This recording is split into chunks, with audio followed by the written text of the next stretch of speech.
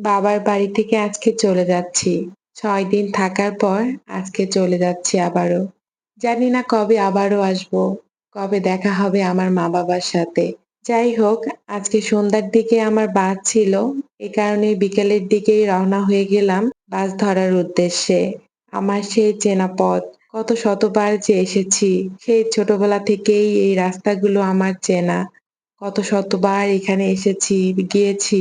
তবে আজকে যাওয়াটা অন্যরকম। বেশ কষ্ট, বেশ বেদনাময়। যাই হোক বাসে উঠলাম, কিছু হালকা নাস্তা নিলাম, আর বারবার চোখ ভিজে যাচ্ছে। নিজেকে কি বলে সান্ত্বনা দেব বলেন? বছরে ২ বার আসি, তাও ৬ থেকে ৭ দিনের জন্য। বাবা-মার মুখের দিকে তাকাতে পারি না।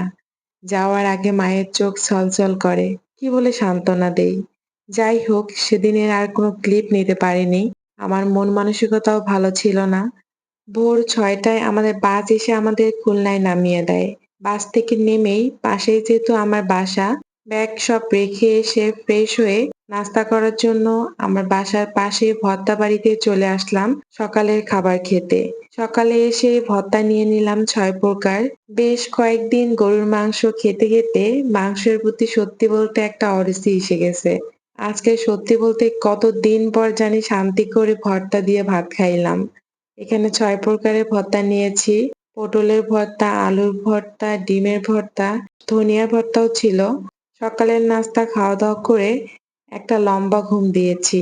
যেহেতু জার্নিটা বেশ ১৩ থেকে ১৪ ঘন্টা করা হয়েছে আমাদের, তাই সকালের খাবারটা খেয়ে সুন্দর একটা ঘুম দিলাম। আজকের ভিডিওটা এ পর্যন্তই। দেখা হবে আবারও কোনো নতুন ভিডিওতে। আজকে এ পর্যন্তই। ভালো থাকবেন। আল্লাহ হাফেজ।